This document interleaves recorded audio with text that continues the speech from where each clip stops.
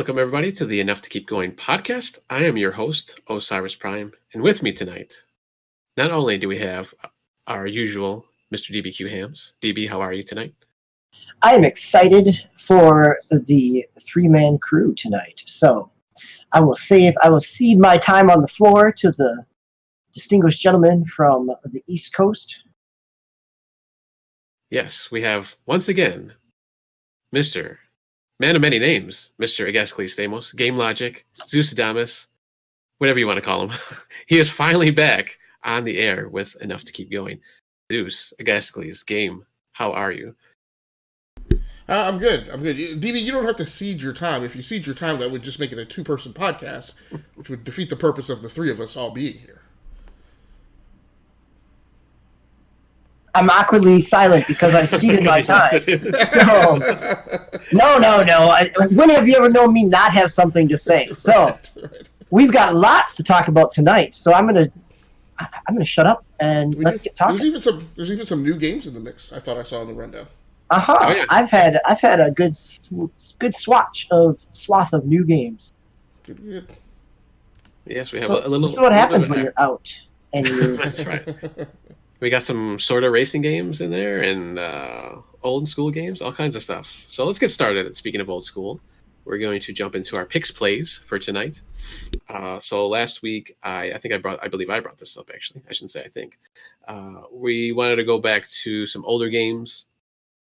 I went back actually pretty far, but I left it to 360, PS3 or before. Just to pick a game, we got all these games coming out right now. Holiday season's ramping up. We got Madden. We've got Borderlands 3 just came out. Just all sorts of games just flooding the market right now. So I wanted to go back, to a simpler time. And just, at least for me, this was just a time where there wasn't a whole lot of games coming out like every week like there is now. So I just wanted to have us pick something that we can kind of go back to and play something maybe that that we enjoyed back in the day, or something that maybe. You mean a simpler time like last month? Yeah, the beginning of this year, right? Yeah. So, Mr. DBQ, it looks like you have a couple games here that you have played. I do. So since the last time that we were here, my son and I have put together a MAME cabinet. So over the last, half a year or so, he's been buying parts. We've had a Raspberry Pi for a while, but he's been buying sticks and buttons, and so we've got a cabinet set up, or at least a partial cabinet set up here. So I'm going to, for those of you on the camera, I can show you a little bit there. But really, it was a good excuse. It was a good father and son project, and we've been playing around with some classic games. We played some Turtles in Time, elbow to elbow, standing up next to it, which has been fun. Played some Street Fighter 2, and it was a good way to test out the sticks to make sure we got it. And we also, fun piece is that unbeknownst to us when we purchased the sticks, they're both 4-way and 8-way, so they're able to be switched with a little bracket on the back, and so it's really hard to play Pac-Man with an 8-way stick because you never quite turn as precisely. And so that was my as we were testing out different games, that we learned that we could adjust those sticks to be able to make them 4-ways. So the cabinet that we built, the top is hinged, so we can get up inside of it and swap out and be able to do that. So it's been fun to kind of go back to a simpler time of being dropped off at the front of a department store or at the corner of a mall to play in the arcade while the rest of the family did some shopping. So that was one of my retro, or my back in time, my Turtles back in time games as well. So the other game, I went back not quite that far into my childhood, but because Puzzle Quest Remastered is coming out on Switch later this week, I pulled up my copy of Puzzle Quest on PSP. Actually, I downloaded on the Vita and played some original Puzzle Quest back from 2007, I think, is when Puzzle Quest came out. So 12 years ago. And it's still The beauty of Puzzle Quest at that stage compared to the Puzzle Quest that you get on mobile at this point in time is that there's no stamina, there's no microtransactions, there's no feeding of cards to make something more powerful. It is simply just match 3 and an RPG. And there's no microtransaction. Going back to a simpler time, back before microtransactions. So those are my two games of yesteryear that I spent some time on. And now my question is after playing old school Puzzle Quest, what am I going to do with the release that comes out on Switch this week? So, are you going to pick it up?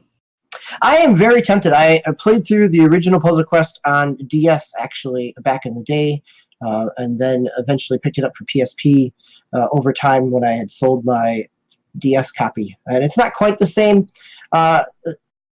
doing it on a non-touchscreen, so I'll be curious. I'm going to wait and see how the implementation is for the Switch, because if it is a touchscreen, it's pretty responsive. I'll probably pick it up rather than having to move the cursor around to do match 3. But it's only $15, so I might end up splurging on it as well. Oh, it's not too bad, I guess. So, but you've been playing some other stuff on your Switch as well for some retro games. Yeah, I was going to go back and do the GameCube, but I actually ended up, I didn't get a chance to set all that up. I was too busy. So I went back and got and played some of the Super Nintendo stuff that's now on the Switch. It's kind of see right there. So I think I'm going to have to challenge this entry, because these are all games that have just recently released on the Switch, right? The Super Nintendo ones, yeah. Yeah. But they're Super Nintendo. But they're new releases from for the Switch. Yeah. I think this is slightly slippery ground. It's good to have you back. Wait a minute. Please. Keeping us on task, keeping us holding our feet to the fire. This from the man who would bend the rules every once in a while for these big plays, though.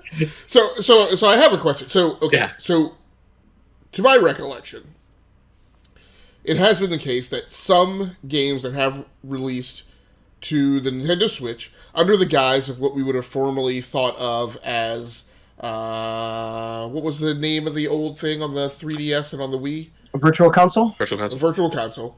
In some cases, those have actually been new releases. It has been different levels and code, and it has not been a re-release of the exact same thing.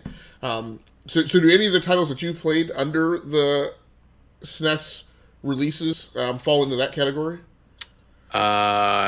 First of all, it's SNES. Sure. I don't ever want to hear you say SNES again. No, I'm just kidding. I know that's always a topic out there. That's probably valid. I am not particularly religious in my Nintendo fandom, so good chance that I've pronounced something wrong. So. No, I was only kidding. No, these ones, unlike the NES ones that came out, they had special edition versions of some of those ones. These ones, so far, these are just like it's just the straight up ports, as far as I can tell. But the Puyo Puyo game that's on there has never been released in the West. And so there are a couple of games like that are seeing their first release in North America. Okay. Yeah, Go ahead. Now, the Doom 64 that was released at the same time is not part of the SNES collection, right? That is a separate item on the store, that was released, I think, originally in the N64, I believe. Well, you're right. Yeah. Well, it's called Doom 64. Okay. And that's not out yet, correct? I thought that was gonna. I think it was announced, but I don't think it's dropped yet. Oh, it hasn't. I thought it dropped too that same time they announced it. Maybe you can check while I talk here. But... I could be wrong. I agree. I thought everything announced off that Nindirect was dropping right away, but I could be wrong. Nope, not yet. Now the Link's Awakening, which is releasing the end of this month. End of this week, actually. Yeah. End of this week. That is a updated. That's a refreshed release, right? It is not a carbon copy of the original release. Correct. Okay. From everything I'm reading, it's pretty close. Some of the dungeon construction spot, there is an area where you can kind of graft dungeons together from parts of existing dungeons. But otherwise, beat for beat, it is pretty much the geography and the landscape and the puzzles are all the same. It's just a totally from the ground up graphics build. Yeah, graphical, yeah. Mm-hmm. The prosecution will relent from their cross-examination at this point. That's all right. So out of I believe there's like 20 of these games that released on the SNES online. I guess that's what it's called. And I'm gonna go on a tangent here since we just did one anyways. I really wish this would have been like one like app that they used for the NES and the SNES, because it's like two separate things that you got to download. Not a big huge deal, not a huge deal, but it'd have been kind of nice if you could just like swap back and forth within one app. But I'm assuming they're just going to keep going with that if they release 64 and on. But I played about 5 of these games so far. I did Super Tennis, Super Soccer. I did the Puyo Puyo. Which I didn't even know what that was because it's just like Japanese writing, and I totally forgot about that one. Yoshi's Island and Super Mario Kart. And I really, Super Mario Kart was the only one that I've ever played out of those games so far. You never played Yoshi's Island? No, I never did play Yoshi's Island. Wow. So now, are these free for Nintendo Online subscribers? Yes. Okay, Correct. so no additional cost. So, No. So now, have you played Yoshi's Crafted World? I have not, no. Okay. Yeah, I haven't played what was- any of the Yoshi's games before. Okay. What was the What is Mario title you mentioned that you were playing on? Just Mario Kart, Super Mario Kart. Okay. You have Mario Kart 8 Deluxe for Switch, right? Yes. Okay. So I guess part of my question is, and I can't remember if I asked this in our newly refreshed Discord chat.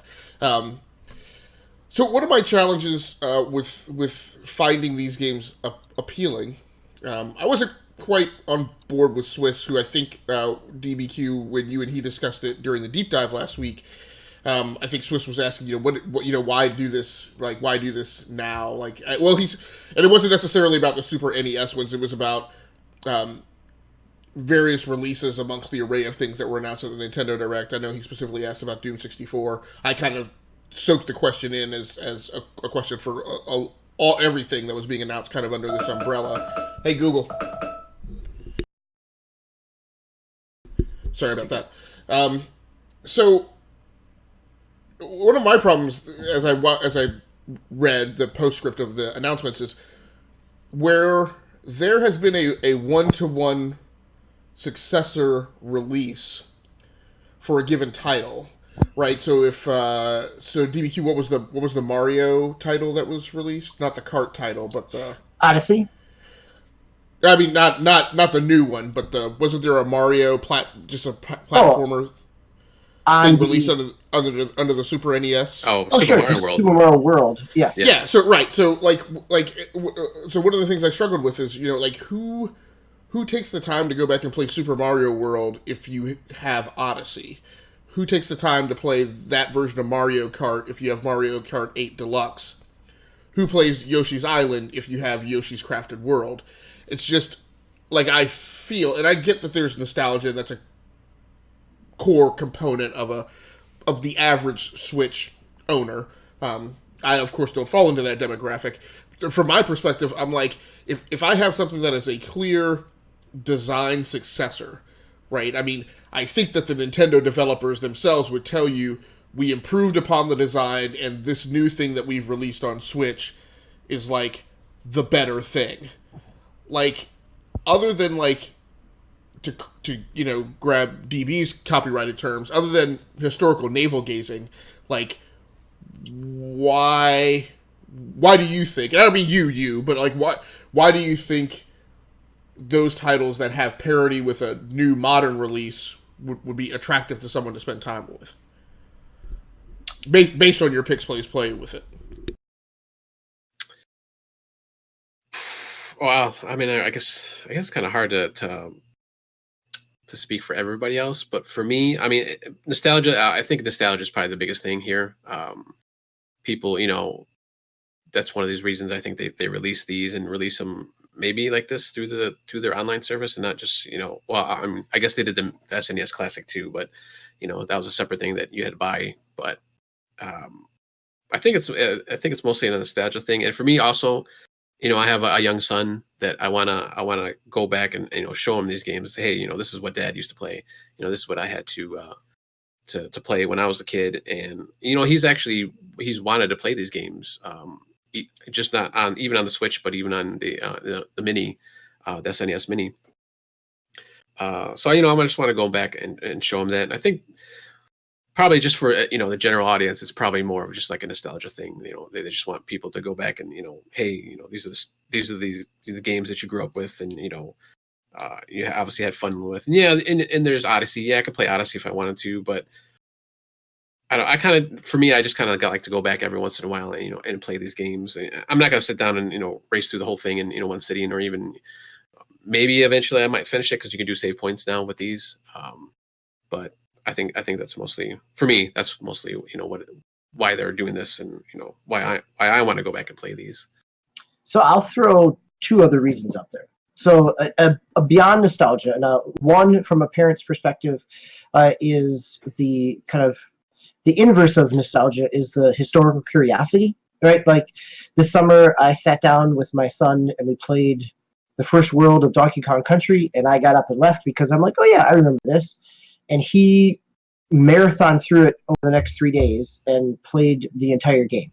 My other son has played through Yoshi's Island, uh, the Super Nintendo version of Yoshi's Island, multiple times, and got bored of Yoshi's Crafted World when we sat down to play it together, right? And so I think the one is the historical curiosity, and the other reason is that from a game design element, that Mario Kart 8 definitely better than Super Mario Kart. Mario Kart, Mario Odyssey, and Super Mario World are two different design ethos games, right? The side scroller versus the open world, and then Yoshi's Crafted World is a much looser, kind of floaty, friendly intro to a platformer, where Yoshi's Island on the Super Nintendo is a much tighter and I would say creative use of platforming aesthetics. So there are some gameplay elements there where it could hold its own as far as a game experience. Okay. All right. Cool. So, probably now that I've destroyed your childhood, go ahead. No, it's tell fine. us if these games were fun. No, yeah, I did enjoy this. It was interesting to go back to Super Mario Kart after playing Mario Kart 8, and man, the controls.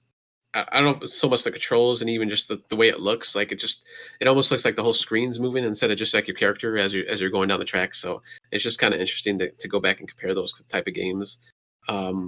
Like I said, that was the only one that was familiar to me, so I couldn't really you know compare Super Mario World because I haven't played that yet. But I had fun with. You played all these. You played all these undocked. Yes. Okay, with the Joy Cons. Yeah. Okay. I haven't tried it docked yet. Either one of you know what it looks like docked on a 21st century television? Haven't tried yet. No. Okay. No, I haven't tried it. Or on my monitor, I haven't tried that yet. I mean, I've played the NES versions docked, and they play pretty well. There are a couple different filters, so you can make you can make it pixel perfect. You can so you can do that. You could put a CRT kind of filter over it as well. So there's a couple different resolution modes to them, and the same is true for this one. So usually I played the NES ones. After experimenting with CRTV just for the sake of nostalgia, I went to Pixel Perfect, and they look crisp, they're bright, their colors pop. So Yeah. I mean, it looks fine on obviously it's handheld, so it's probably gonna look pretty good. But yeah, so far I've had a lot of fun with these games. Uh, I wouldn't say this is my part of my favorite system ever, but I do really enjoy these games. This is probably back in my, I guess, probably preteen when I started playing these games. So yeah, they're fine. I mean, Super Soccer, that one's like the sports games are kind of, I guess, in that respect, they're kind of like okay. It's like okay, there's a lot better stuff now. In that respect, yeah, I can see why I'd want why someone would want to play something from the modern day for like soccer or tennis, but I mean, you can't really beat the Mario games and the Yoshi games, and even Mario Kart was, even though the controls are weird and it just like everything looks weird, it still plays pretty good. I mean, I had fun with it. So there's still a bunch of games here. There's a lot of them I haven't played. Earth Defense Force, Stunt Racer. Was that another one that was never released here? Because I don't remember that game.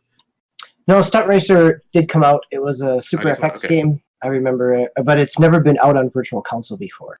So this is its first maybe release. that's what it was. Yep. Yeah. So yeah, there's a couple Kirby games. So so Earth Defense Force was actually a Super NES title. Yeah, I don't know if that's the same. Yeah, that's weird. It's the same lineage. Yeah. Is it? Okay. Yep. But yeah, I don't remember that title at all.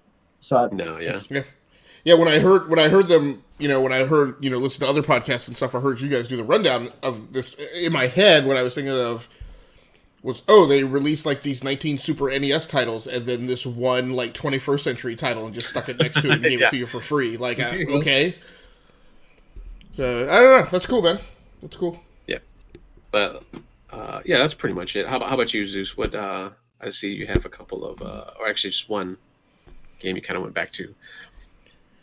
Yeah, well, I guess one more question about the Super NES title. So, does that collection essentially virtualize the Super NES Classic? Or are they two completely different sets of titles? There's some games in there, yeah. Not all of these were, if I remember correctly, were on the Classic DB. If you want to back me up, I'm pretty sure. No, that's true, right? The Classic had more, but some of these were not on the Classic, like the Super Soccer, Super Tennis, and those other like Stunt FX, the Puyo Puyo. So it does not. That was my fear as well. Like, okay, people have already bought this, but it does provide some additional unique ones, and it doesn't have some of the ones like you didn't get you didn't get Earthbound, you didn't get Final Fantasy, you didn't get a couple of the other kind of longer Meteor, you didn't get Donkey Kong Country, some of the later Super Nintendo games as well. Yeah, see, I would have actually been completely fine. Of course, being someone who didn't buy a Super NES Classic, I would have actually preferred if they would have basically digitized that and made it that way, because then people who hadn't purchased the Classic would then have access to the same. It sounds like the Super NES Classic had, I guess, arguably a better roster of titles, and then that enables you to play it on the go on a modern system. Correct. Even if you have both, right? Then you could play the Super NES Classic at home, but then take this with you on the Switch. So yeah, it's a weird choice, strange flex. Yeah, I wonder if they did that too, just so I don't know if they would have had if people had got mad if they had just put that Classic on there, and because like, hey, why didn't you just do that in the first place? And there would have been all kind of conspiracy theories. I think at that point that you must have delayed this because you wanted to sell the SNES Classic first or something like that. But I mean, right. It's fine. Well, why do that when you can tell your customers to go buy both? Right. That's what I'm saying. Yeah. So I'm assuming that's probably one of the biggest reasons. Classic Nintendo move. Exactly. Yep. I'm sorry. How's that 13th version of Super Mario Kart doing you? Yeah. So, it's pixel perfect. That's how it is. Well, it makes it kind of laughable when you. I mean, in a world, there's definitely a discussion that should be had when people vilify EA and Activision when they say, "Well, we want you to buy the game and then pay for it like 3 times over, right? In terms of buying DLC." And I'm like, isn't that exactly what Nintendo does? Right? Oh yeah, for years now. Except Nintendo gives you the exact same game over and over. Yeah, why add anything to it? Right. I try to make it better. So for me, I went back and picked up my gameplay of Red Faction Guerrilla Remastered on the PC. Nice. So, I'm sorry, yeah, go ahead. No, I just said nice. Sorry. Oh, yeah. So, this was a game that was predominantly championed, I think, mostly by Prime, at least within our discussion circles. I picked it up, I think, on sale, maybe last holiday season. Played a bit of it in December and decided to choose this time to go back to it. So I started this when the studio here was stripped down to near bare metal, and so I had my studio box and my gaming laptop were kind of all that was left up in the room. And so my choices were limited. This was a game that is installed on my on that studio box, but since then I transitioned to moving everything back into here. So the one thing that was really cool about it is in order to for the new studio, which was going to be smaller, I agonizingly spent several weeks scripting out and working the geometry to fit stuff into that space, which inevitably meant less things. And so the workstations now in here are a little bit reconfigured. One of the big changes that I made was the Samsung 4K TV that I had that used to be at a workstation dedicated to just consoles. I'm now using as my display for that studio PC.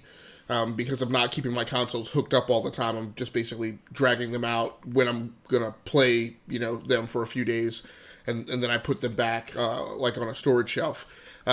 So at any rate, what this meant was I got to play remastered in 4K, which I hadn't had an opportunity to do before because the systems I was playing it on just had 1080p display. So I got this. So remastered, while it's definitely aged, still looks pretty doggone great up on a very large screen, 40-inch 4K panel. Didn't get to see it in HDR because I was streaming it, and so my streaming, the capture cards that I was using with it will pass through 4K, but don't pass through the HDR. But still, it was really, really, really good looking in 4K for a game that has as many years on it. It's an interesting take, obviously, on the theme of many, many, many times during my live stream. I commented about how it's essentially Grand Theft Auto on Mars.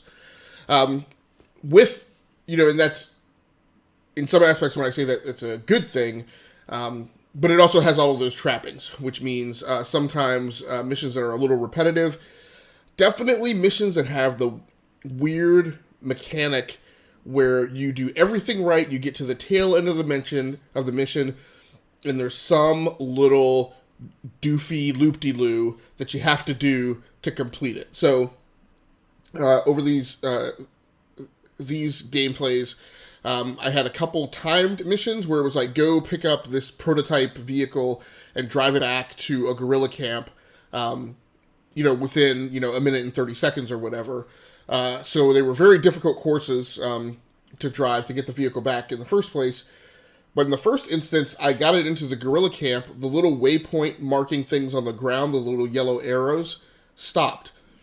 But then when I looked up in the right-hand corner, which I didn't even do the first few times, and I drove back to the guerrilla camp, I finally noticed that I'm like, it's still saying I have like 49 meters to go. No idea where in what direction those 49 meters were supposed to be in. I drove in several different directions several times, and then saw the range meter increase, and I'm like, well, clearly that's not where it is. Finally, one time, after about the 12th or 13th time, I just happened to turn and look to my left, and you could see the mission end point or area where you were supposed to drive the vehicle to. And I'm like, well, certainly would have been nice to have been told that that was the problem. So I spent a pretty agonizing amount of time dealing with that. The other thing is, in a lot of cases on those timed missions, those waypoint things track along the ground, but the reality is the only way that you're going to get the vehicle back in time is to deviate from that yellow track waypointing system and basically shortcut as many places as you can. So again, that to me is that, if you remember the RC copter mission in Grand Theft Auto Vice City, it's that exact kind of thing. It's this frustrating little nit that can often hang you up on a mission and force you to replay it like a dozen times before you figure it out and get it right. And it's not you, it's something that the game does that's throwing you a curveball while concurrently playing like I've Got a Secret. So there's pieces of it that were fun, but then there's that like mind-numbingly frustrating element to it as well. There are some destroy the bridge missions, same thing. Like, it's kind of unclear exactly what part of the bridge you have to destroy for the bridge to be considered destroyed. So there was a good bit of that. But in between, you get to run around and smash things with a hammer, like your Thor, and destroy a lot of environments. Unfortunately, there's not a lot of new weapons, so the game hits a point where it kind of stalls out, and there's not kind of new fun things to play with. The proximity mines seem derped in terms of like you get a thing called a proximity mine. There's all types of warnings on it that says, hey, if you drop this on the ground, make sure you don't run past it again. But I'll be doggone if every single time I drop a proximity mine, the enemy AI runs right by it and doesn't set the thing off. So the only way I found to make the thing work is to put it down, and then I have to turn around and shoot at it to get it to explode. And then then I had somebody dropping into my stream. It's also probably not incredibly well written in terms of one of the last missions I went on. There's a complaint that that the EDF is using snipers, and they're like randomly killing civilians. So they say they want you to go in and kill the snipers who are currently like terrorizing a residential area of the Mars colony. You proceed to go into the area and destroy all the buildings. So this friend of mine, he was like, oh, so, these people are terrorizing the colonists, and the answer is for you to go in and destroy all their homes. He's like, this is ridiculous. So there's a little bit of that in there as well. But at the end of the day, it's just a good mechanical game that feels pretty decent. Again, the similarities to Grand Theft Auto are kind of insane, all the way down to the pretty horrible driving controls as well. But, I roughly had a good time playing it. The game looks good, like I said, in 4K. And it was certainly worthwhile time spent for this Pix Plays to go back and revisit it. Yeah, this was actually one of my games on my my regular list here, and yeah, there's those times where when you're following the tracks or the trail that they give you, then it'll just like stop like in the road. I'm like, okay, I don't know where I'm supposed to go. So yeah, you got to go up this way to the right or left, and you just don't know. So and other times it'll just kind of follow up the path. So it's just kind of a bug in there. So it's kind of weird. But yeah, I mean, just like you, I have a lot of fun with this game. Almost not. I wouldn't say I would have as much fun as say Just Cause, but it's that type of fun, just kind of mindless and just blow stuff up. And some of the missions, yeah, can be kind of annoying, especially when you got to like free the prisoners, and there's like 1,000 guys shooting at you, and right, that guy dies, then you got to start all over. So. Yeah, it's very much for me. It's been a good game to have in the backlog and to pull out and play it for a little bit and then put it back up on the shelf. I can't imagine like sitting and just trying to pound through this game like from beginning to end, without completely losing my temper. So, but, yeah, I did that back on the 360 when it first came out. Yeah, it was rough. Yeah, those later missions they get really hard too. So right, yeah. That sniper in the residential area mission was pretty difficult. I had to replay it, 3 or 4 times, just because the resistance that they mount just hits a point. I'm like, come on, like what am I supposed to do? So. But yeah, still a decent time spent playing it. Yeah. How's it look on PC? I mean, does it scale up pretty well? Are you running it resolution-wise? Yeah. So you may have stepped away when I was saying. I had the opportunity because I just happened to the workstation where I'm playing it. Oh yeah, and you hooked it up to the 4K. Yep. Yeah, I came back at that. Sorry about that. And the capture cards I was using happened to be ones that can do 4K pass through. So I was able to actually render it in 4K on the screen, nice. And it looks really good. Nice. Have you tried buying some of the backpacks? They're kind of high up, no. So you really got to save your what is it, scrap or whatever it's called. Okay, right. Yeah, the scavenge metal or whatever. Yeah. So they're pretty high up there as far as price. But actually, I bought one so far, which is like it cloaks you basically for like, I don't know, like 15, 20 seconds or so. Oh wow, it's pretty useful.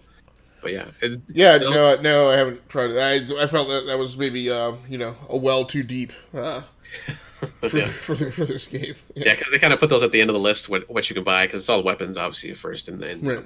How many proximity mines you can carry, how many you can put down, and stuff like that. So right. Yeah, but those backpacks, and that was one of the things I really liked about this game was in the multiplayer, you can. Those are pickups basically. You can find them all around the map, and you can switch out whenever you wanted to. As soon as you pick one up, it switched it out. So it was really fun. I really like the multiplayer. I haven't even tried the multiplayer on the Switch. I don't even know if it's there's a community because it's a fairly old game, but it was pretty fun though back in the day.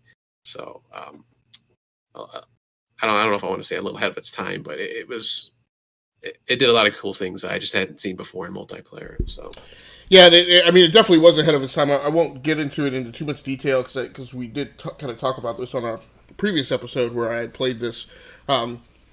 But it's really kind of one of the first games that really sets the baseline template for the open world third-person action adventure game that Ubisoft now follows and that so many other companies follow. I mean, you can see that DNA resident in it in the very beginnings of that style of gameplay. Back with this game, and you could overlay a map of the Assassin's Creed design right on top of this. Like I said, anything that is Grand Theft Auto like Saints Row kind of stuff. So you can definitely see those sinews in the game's design. Yeah. I had another thought now, I forgot. But let's move on here. DB, what do you got first on your list? Is a new game for PC and Xbox that you played? I've been diving into a bunch of new games. So yes, so on Gears 5, so not Gears of War, but just Gears 5, that I have. Is that what it's officially called? Just Gears 5? It is officially called. They have dropped the aspect of Gears of War. Okay. I'm not super far in. I am past the first couple missions into where it opens up as a little more open world, which seems to be one of the big additions to it, that there's not necessarily like an open world like we were just talking about with Remastered in terms of running around in quests, but there is some exploration there, but then you kind of go into your traditional Gears pipeline tunnels in terms of levels as well. So it's not like Halo big sandbox type of things. So there is some of that. Starts off, it is Gears, right? If you like Gears, guess what? It plays really well, and it's Gears. The open world stuff starts to do a little bit more and changes the formula up a little bit. I don't know that I'm far enough into to say whether or not that bring in new fans. It is. I shouldn't say it. It plays really well. I think that the shoulder shrug for me is that World Voyager from the Casual Adult Gamers old forums and I have been playing through Gears of War in ramping up to this, and so segueing from that to the beginning of this just feels like more Gears. It's starting to open up and feel a little different in terms of experience. But if you like Gears, you kind of know what you're going to get here. It's beautiful. I mean, I'm running it. He was playing on an Xbox. I was playing on PC, which is also a really nice feature to be able to play both ways there. And it's running 60 frames, looking really smooth. I played it both on PC and then also on my Xbox One X. And in 4K, it looks just super crisp. We did play some of the Escape. We didn't play any Horde mode, but we did play the new mode Escape, where you choose a character. They've got all different, each character has kind of a different loadout and a skill set, a couple of specific skills that allow you to kind of your way through. And you play as a group of 3. You start out inside the belly of a beast, and you're trying to escape it as you've set off a bomb, and you're kind of outrunning. And so you're moving down different corridors. You start off with a limited set of guns, or a gun, and with some limited ammo, and then you are, as you navigate through that space, there's some side corridors where you can loot some boxes. You can pick up weapons off enemies. So you're always kind of juggling the ammo scarcity. You're juggling which weapons you don't kind of have.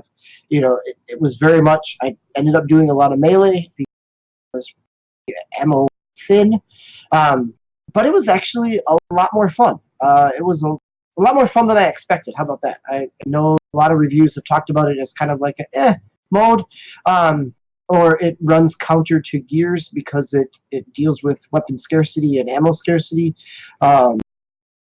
But it feels different, but the mechanics of Gears work. Kind of the idea that you kind of have to keep pushing forward as something's coming up behind you feels, there's a little bit of tension there. We both really enjoyed it. It got really tough as our random person dropped out, and it was just the two of us. So it was a lot harder there. But it's definitely a mode that we'll come back to as we keep playing.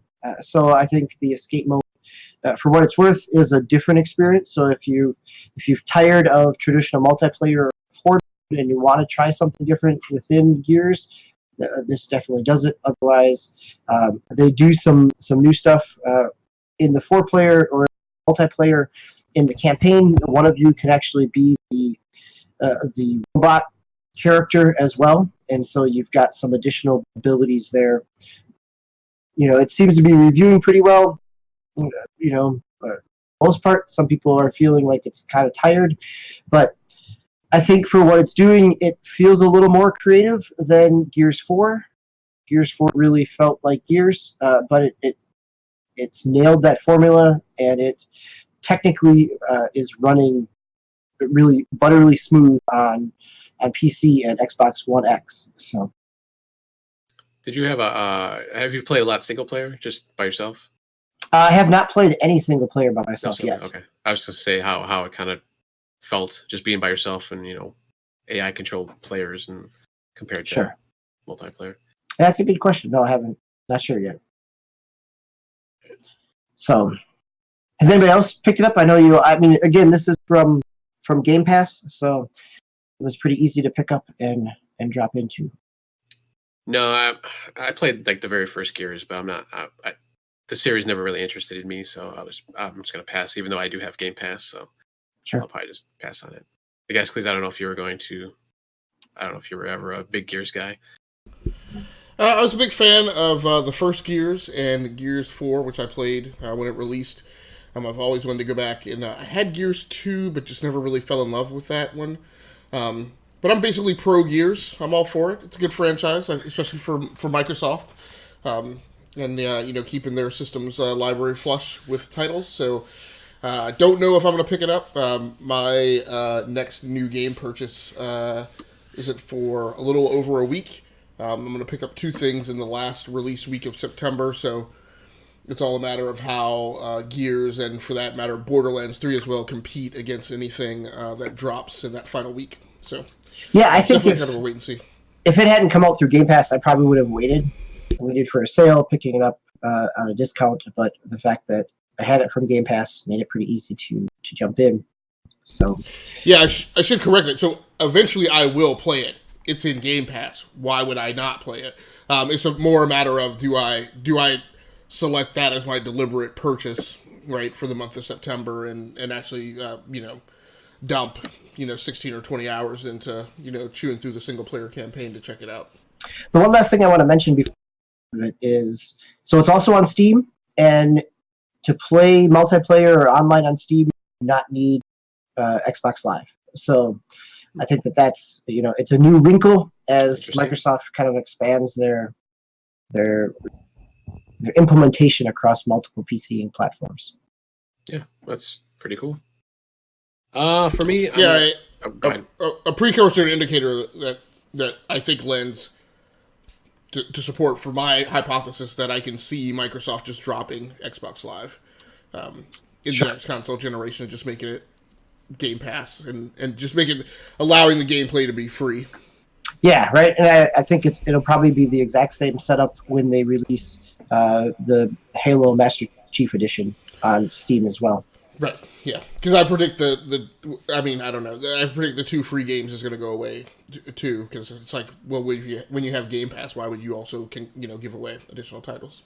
Yeah. So, but I'm sorry, Prime. What were you going to mention about your next thing in the rundown? I was just going to say, I'm going to go to my last 2 games. I won't do them both right away, but I went back to No Man's Sky. Actually, I went back to Fortnite real quick. Just been playing that just a little bit. I haven't been too keen on this season, so I'm kind of off and on now. But I went back to No Man's Sky, which I hadn't played probably since the beginning of the year, maybe the end of last year. And I just started totally over in that game. I figured, if I try to jump in where I was fairly along. I had a bunch of ships, I had freighters and stuff like that, and just the way you have to manage, your thruster fuel and your takeoff fuel and all this other stuff. I was like, there's no way I'm going to remember how to do all this. So I just want to start all over. I did. Amazingly enough, I didn't die on the first planet I spawned on, even though it was like a toxic planet, because you can freeze to death. There's toxic, there's gas, there's all this other stuff. This is you playing the Beyond. Is that what it's called? The Beyond version? Yeah, the newest update. DLC or version, or whatever. I don't know what you call it. Yeah, whatever you want to call it. Yeah. Does it support joysticks now? Oh, that I don't know. I've been playing That's on a good Xbox, question. So Yeah, not sure. I'm not sure. How'd you find the onboarding Swiss? I found it when I restarted much smoother than last time. Yeah, no, it was fine. I was able to jump back in fairly easily. They do a good job of telling you what you need to do. You always have the quest line there, and big thing pops up saying, "Hey, you got to do this now," and first you got to get these materials, and then you got to craft this and that. So, and you can always go back into the menus with that. So yeah, it's I didn't have any problems getting back into it. Not as much as I thought I would have, but still, that was kind of nice. Go ahead. Did you try your old save, Osiris, or No, not yet. Okay. No. I was just curious if it totally made it unplayable because of how it rearranged the world. Or Yeah, actually, I didn't even think about that too, because I'm sure. I think I read some in some forums and in groups and stuff like that where people went back to that save and after the update, and it was like things were like totally messed up, and like their bases were gone, or it was like in the sky and stuff like that. So, but I haven't gone back to see what happened yet. And I think in my first game, I really didn't have too much of a base. I kind of wanted to go through that. If you want to call it a quest line, you can, just focus on bases and you build that up and you can do all kinds of different things. So I think I want to try to do that at first thing. And I can already build. I'm already starting to build my base now. And it took me a while, I think, in the first game. I don't know if that was deliberate or if that was just the way I was playing. Maybe I was like, I saw a shiny thing over here, so I had to go and, check that out. But I'm going to try to focus on that first. I'm off my original world that I started on now. So I'm it seems like I've gone through pretty quick. I even explored that world a little bit. So I don't know if stuff's moving faster or if it's just because I'm starting to remember everything. Maybe I'm just, getting everything, back in place, quicker. But yeah, I'm having a lot of fun. I'm trying to think. There's been a couple of like weird, like graphical glitches. Like, I was doing when I first started out, you find your ship, you got to repair it, you got to do all this stuff. So I went to do that, and I was going to go back to my ship, and I couldn't find it. I was like, oh man, I think I know where it is. And I was like, I could have sworn, there was a map or something that showed you, but no matter what I did, I couldn't do it. So I was like, all right, after like trolling around for like a half hour, 45 minutes, I was like, all right, I'm done for the night. I came back a week later, a few days later. I started up the game maybe 15, 20 seconds later, like, the thing popped up, say, "Hey, you can't find your ship. Do this." So I don't know if that was supposed to do that, or if that just glitched and it didn't give it to me right away. That line to I had to update my visor so I can see my ship. So that was kind of annoying. But I wasted a half hour or so in my previous play session. But that's fine. I mean, I guess that stuff like that happens. But yeah, but I'm really enjoying it. I really want to. I don't. I'm debating whether I want to go back to my old save, and I don't know. Maybe one day I will, but. I think I'll probably just continue on with this save I'm on now, this do-over save. So we'll see. And also, I've been streaming this one too. So I finally started. I don't really have a schedule or anything like that yet. There's so much stuff going on, right now that it's hard to do a schedule for me. But I'm streaming at least once a week, more or less. But it like the days shift, so I can't really like sit down and just do it like every Wednesday or whatever. But it was a fun time, streaming this and I think I had like one or two people jump in at the time, and it was just kind of cool, just that kind of the interaction, and I'm learning a lot more of streaming. And I think I mentioned this, I guess the microphone and just little things like that. It's just amazing how you change one little thing out. My the audio sounded way better with the microphone I'm using now, which is a little desktop microphone. So I'm starting to get a little better on that side. So now I want to. Now I've been using the Elgato what is it, the HD 60S, which is like a little. It's not the internal one you put in your machine. It's like a little external one.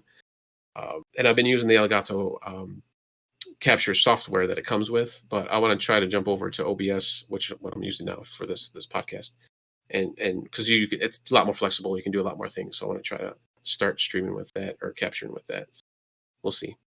I think that's about it for that. I'm just going to continue my adventure in space, try to get my freighters, and try to upgrade my guns and all that stuff. So if there's no questions, Agassicles, if you want to jump into your first game or whichever game you want to get into. Yeah. So last night I hit my point to change up my content programming on the streaming channel and decided to go back and hit one of my big grind games of 2019, Destiny 2. Obviously, we've got Shadowkeep coming up shortly. Most of my... I've probably, by this point, put the vast majority of my gameplay time in Destiny 2 into the PC version in comparison to the Xbox or PlayStation 4 version. Interestingly, so I'm going through the Forsaken content because I typically just don't get hung up on, there's this DLC, I need to do it now, right? I just get around to it whenever I feel like it, and, if I want to run patrols all night, then I run patrols, but I did finally, I have been finally, dedicating time and allocating time to trying to get through the Forsaken content.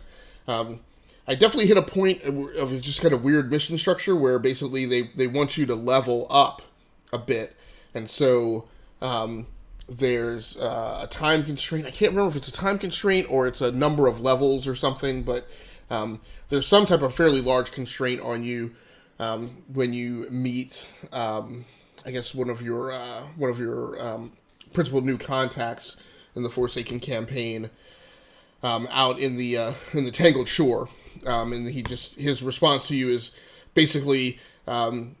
Here's a bunch of bounties on my board, keep working them until you get up to level whatever. So I'm like, well, it's not very friendly, but so be it. So I just kind of spent a lot of time running around grinding, playing, different adventures and stuff and trying to get through those levels.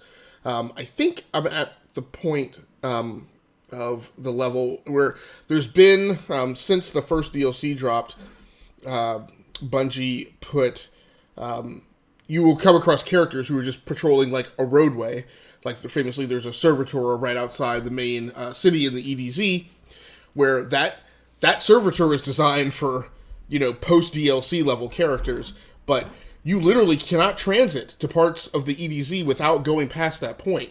And since they put that thing in there like a year ago, it's been this whole like troll under the bridge kind of thing where you have to like figure out this alternate route to go through until you're coming through there with a character that's sufficiently powerful.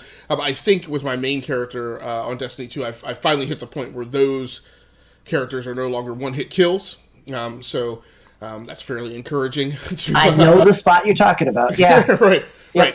Yeah. So there's one there. There's a Cabal Centurion that's outside a cave, also in the EDZ. That's the same thing. Like if you cross that guy at the wrong level, he's a one-hit kill.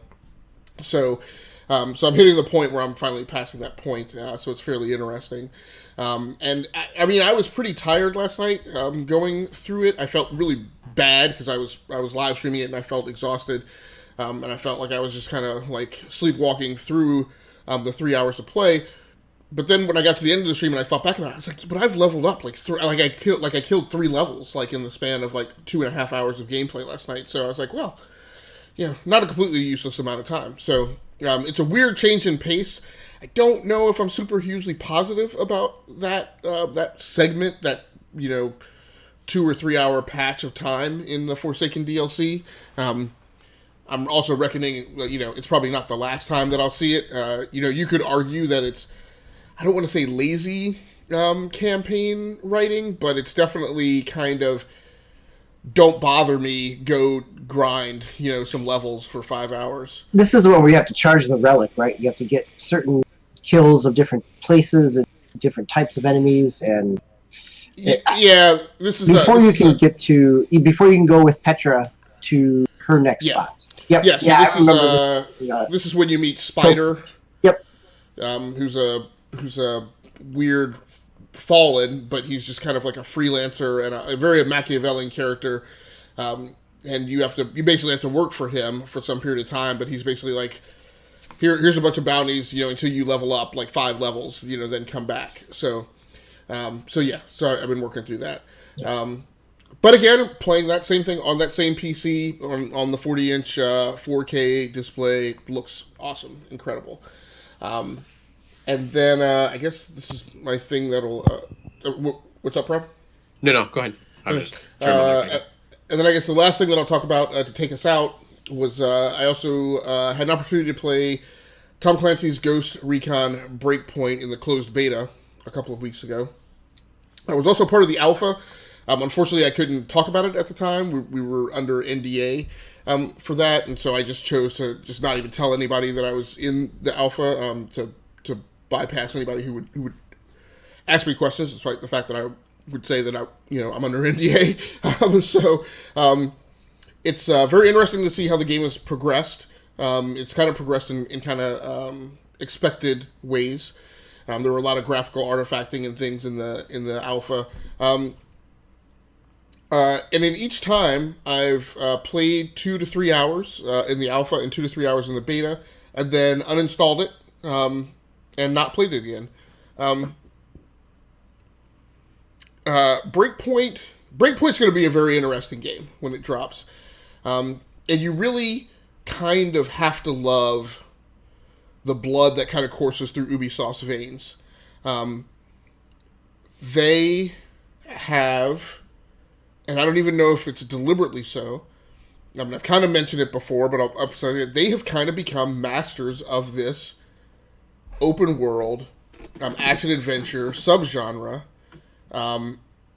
to a point where they're kind of getting to a point where they can just kind of palette swap and change the location.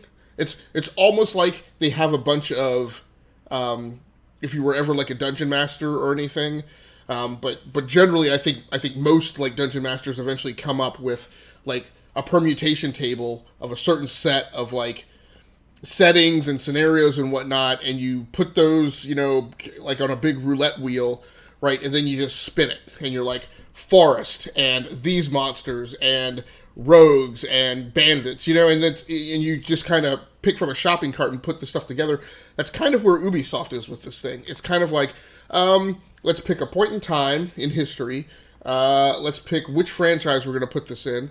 Let's pick what type of looting and progression system, we're going to use. And then let's pick from what's becoming a fairly standard Ubisoft shopping cart, and that's going to be the mixture for this game.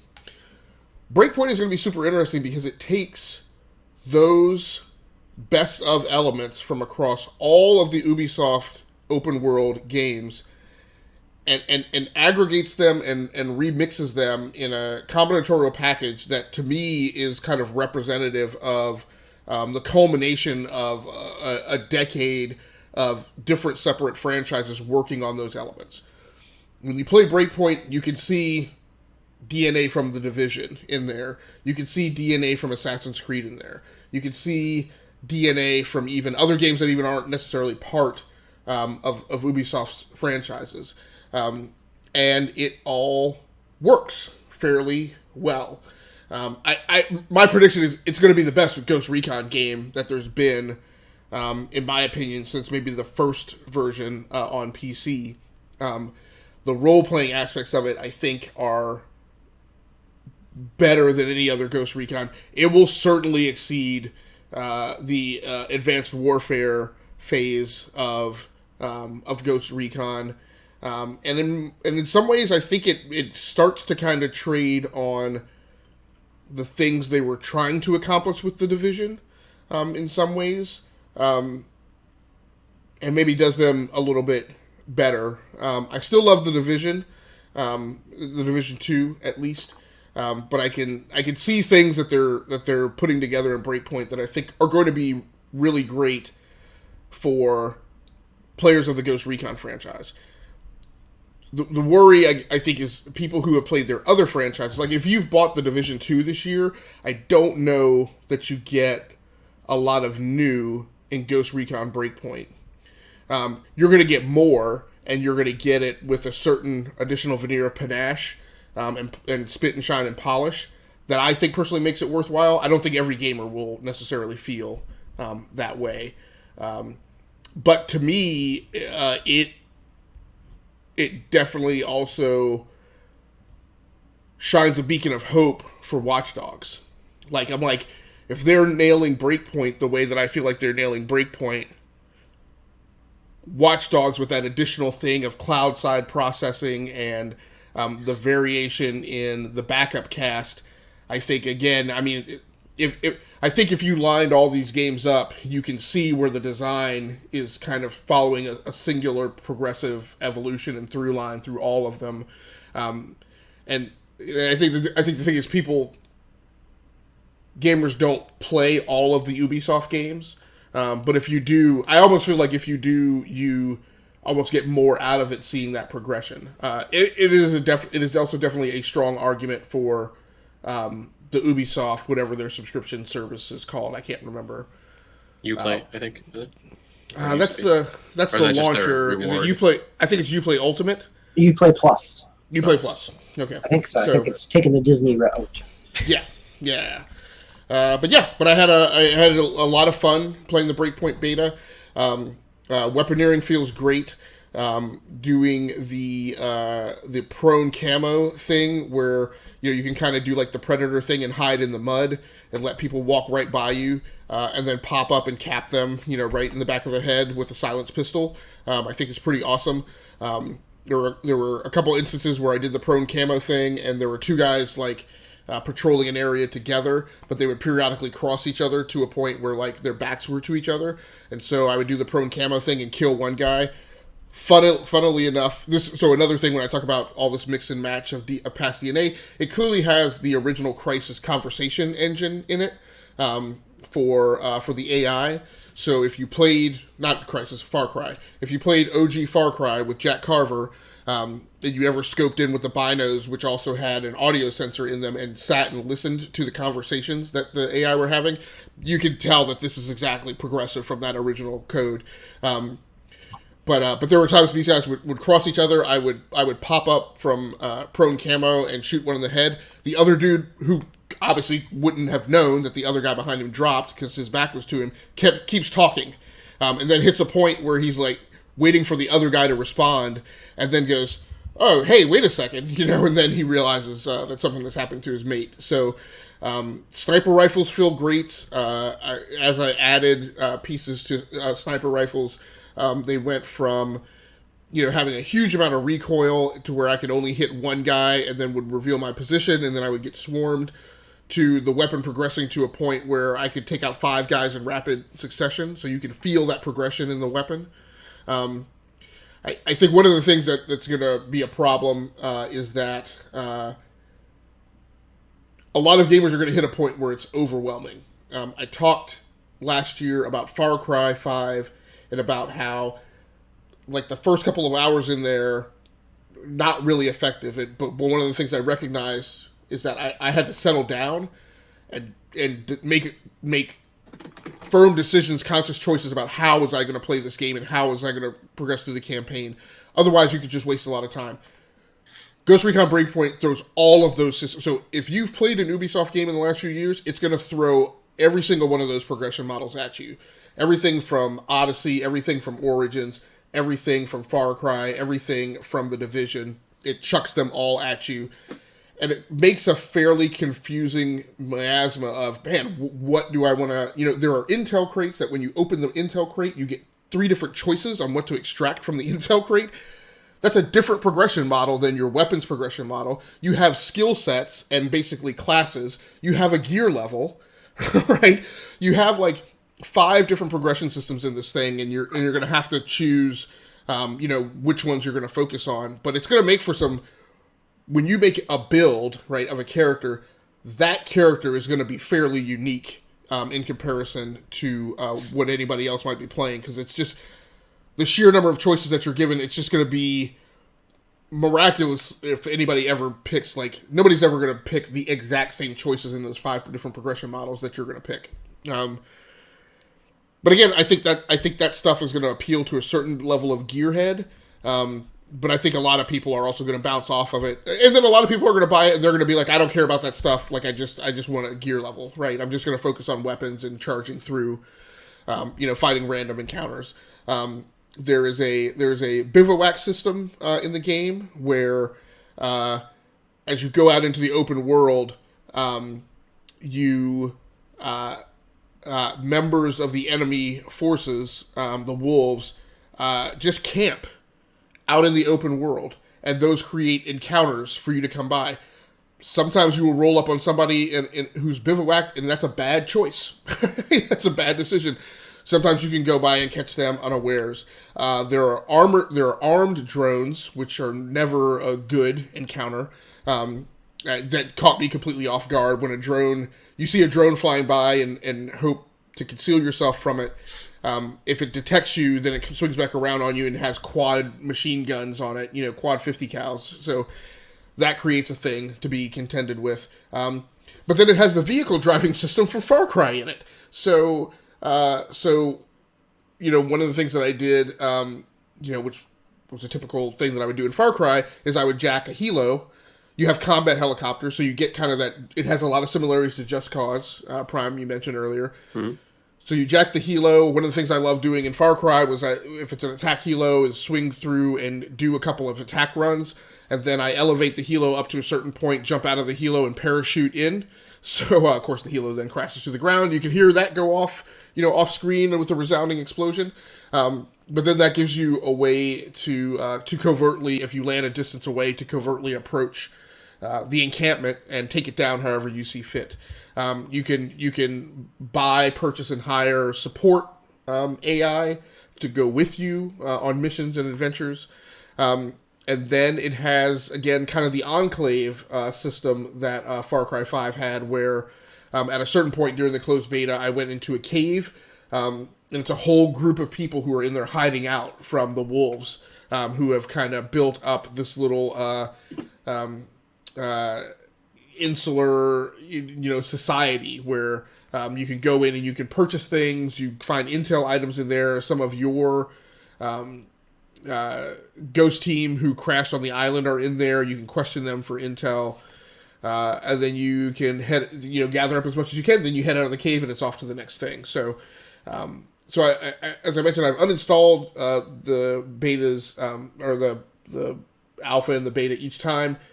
But that's because I can see very clearly what this game is going to be, kind of unquestionably. It's very clear in its intent to me. It's not a mystery, and I just felt like I'm good. I see what they're doing. Just go ahead and release the game, and let me read some review scores, and I'll decide if I'm going to play or not. But I'm very impressed with just what Ubisoft is trying to pull together from a design perspective with that title. Nice. Did you play Wildlands? Ghost Recon Wildlands? I did not play Wildlands. My impression of Wildlands is it fell below that bar of complexity in what it was trying to be. I'm pretty certain Breakpoint will easily exceed what Wildlands was. Okay, I don't want a comparison, but yeah. I played Wildlands. I really enjoyed that game. So this one sounds like it's like just built upon it and passed it like through the stratosphere. So it'll be interesting to see if that's going to come up. I have a few more questions, but for the sake of time, David, do you have anything else on your list? Did you want to go quick? No, I'm just starting Borderlands 3. Started it last night, so next Pix Play, I'll have some more time to talk about there. Okay, cool. The only other game I had was Wreckfest. I'll talk about this time. I'll bring that up first. Car, not combat, but destruction game. So it's interesting. So we'll talk about it next time. So let's go to our Pix plays real quick. Agasicles, I believe you put this up. If you want to go ahead and... Sure. So the pitch for the next homework assignment is it's Fall Games as a Service revisit time. So it's interesting the world we live in where we see dropping into the holiday season games that have released a year or 2 years ago refreshing their content with DLC, kicking off a whole new challenge train for their players or their community. So one of the things I've said is, everybody's had a lot of games have something dropping. Destiny 2, I guess the Division 2 recently dropped episode 2, I think. It's scheduled to come out this fall. So okay.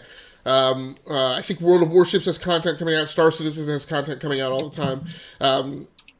Several games are getting refreshed in the holiday season in direct competition to whole brand new releases. And so what our conversation is going to discuss that.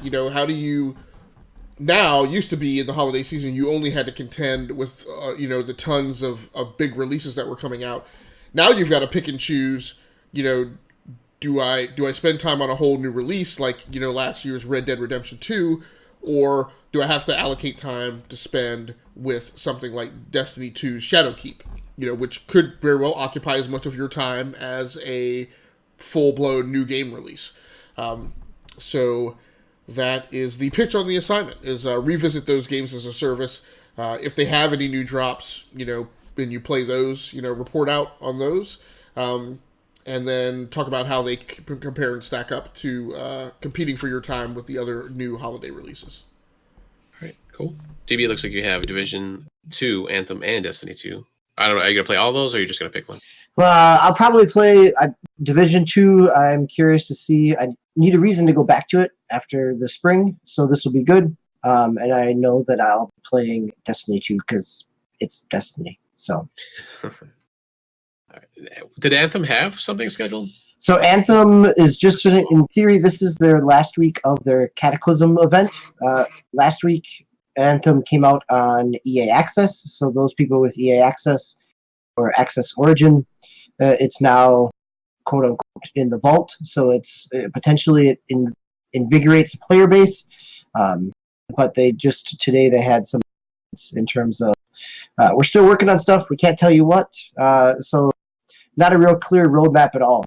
Yeah. They totally have ditched whatever roadmap they had previously. Okay, cool. And I will probably go back to Destiny 2, because I don't really have any of those other games, and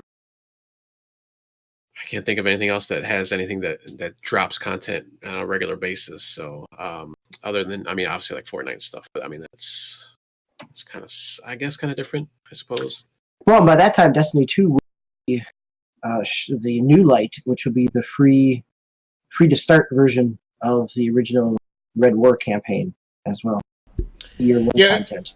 And I'll just say, Prime, like the games that I have on my list of what I'm going to target playing, I won't play all of them. That's a roster of candidates.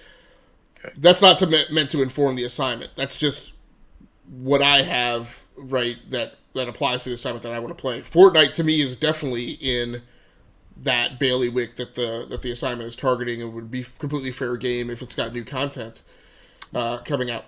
Yeah, it'll probably be out after we would go over this. So I think the next season starts, I think, in October, I believe. So okay. So we'll see if I can get to it and the new season drops and it sucks me back in like it was before, like it did the previous seasons. Maybe I about that. So and again, my last thing on this is it's not. I mean, we have a 2-week window roughly for Pix Play, so it's also not meant to say, you have to play something that has new content dropping in that 2-week window, right? If you're still playing, what's Fortnite? Is it season 10 in Fortnite? 10. If you're playing season 10 content, then absolutely that's fair game for the discussion, I think. Okay. Yeah, and Swiss didn't have anything down here, but more than likely probably Destiny 2. But we'll see. We'll see for him. All right, gentlemen, that'll put episode number, and I don't think I mentioned the episode number, 111 in the books for us tonight. Any last words for anything? Gasclease, thanks for, it's good to have you back here, as always. We missed you. DBQ, thanks again for your wit and input. And I am Osiris Prime. We will see you next Tuesday for our deep dive show, where we'll go through the news from the past week or so, and maybe try to get a theme kind of going around the news stories. So, we might just go on a tangent. Who knows? We kind of like to do that. But gentlemen, thank you all for joining me tonight, and everybody have a good night.